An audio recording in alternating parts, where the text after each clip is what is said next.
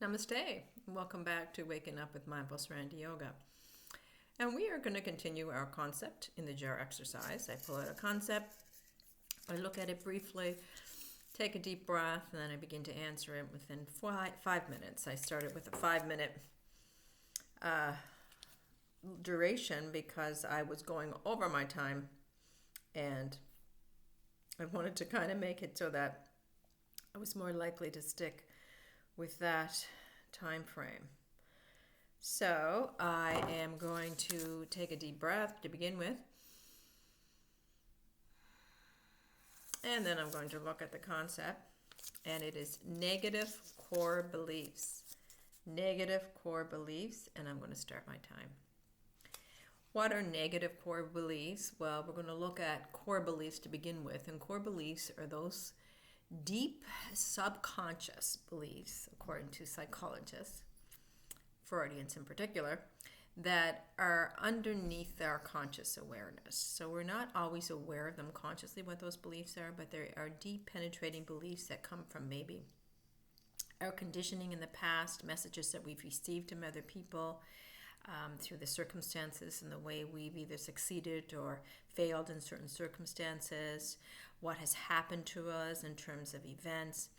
So this messaging and this conditioning, either from our families or from our caretakers or from our institutions like our schools or our religious institutions, regardless of where they come from, these beliefs are entrenched in our core, and that's why they're called core beliefs. They form the basis of this personality, this psyche, this sum of learned experiences by which we identify as me. So these core beliefs are beliefs usually about the world, but the world is either a dangerous place or it's a safe place. It is a place where I can get my needs met. It is a place where I struggle to get my needs met, a place where I'll never get my needs met. It is a place where I can explore and have adventure and find fun, or it is a place that I'm afraid of and I stay away from and must avoid. We also can have core beliefs about who we are, and I guess that's the most important one and the most fundamental one we need to discuss today, is the core beliefs we have about ourselves, who we are as people, what we are capable of, whether or not we can handle the circumstances that are coming at us, whether or not we deserve them or do not deserve them. And they can be positive or negative. And again, this is dualistic talking here when we say positive and negative. But negative in the sense that they are not life-enhancing, self-deprecating, and damaging to the psyche, our self-concept of who we think we are, but as well as damaging to the deeper part of us because they sometimes get in the way of us experiencing the deeper part because we're so focused on the negative core beliefs and who we think we are that we don't see beyond that to the consciousness that is witnessing this self-concept we created. So negative ones are very common. Most of us, or many of us at least, have, whether, may be vary in intensity, but may have a certain core belief in our unworthiness. Our unworthiness to be loved, our unworthiness to succeed, our unworthiness to get the abundance that life provides.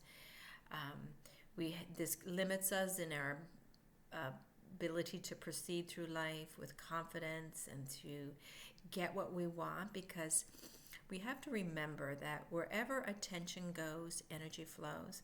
So if our attention is on negative life experiences, our energy tends to go that way. So I don't like to talk about manifesting or anything, but we seem to have this ripple effect through every action and through every belief or every thought out there. It kind of reflects, the external world kind of reflects it back to us. So we may actually have life experiences that are negative because of this core belief, this deeply entrenched belief. Now, beliefs are different than thoughts. Thoughts are in our conscious awareness, and we can think all, the positive thoughts we want to. But if the core belief is negative, that has much more power than our conscious thoughts. We might not even be aware that we have this sense of unworthiness in us, yet it is penetrating through the veils that we wear, and it is, in a sense, determining the lives we live. So do we want to get rid of core beliefs? Yes. Do we want to get rid of negative beliefs? Yes. But I think it is important to note that all beliefs are limiting us. They prevent us from touching that that Satchitananda or that Shakti flow, because they block us. They keep us in the head. They keep us in the self-concept of me, in the personality. And our focus, our attention, our energy, therefore, goes on that personality rather than on that consciousness that is aware of the personality and aware of the core beliefs. We become so identified in our beliefs and this idea of who we think we are that we fail to see who we truly are at the deepest level. And if we could remove all beliefs, in fact, all personality, we would just fall into that Satchitananda or that Chit-Shakti, which is basically who we are. As you can tell, my time is up. Thank you so much for joining me. Namaste.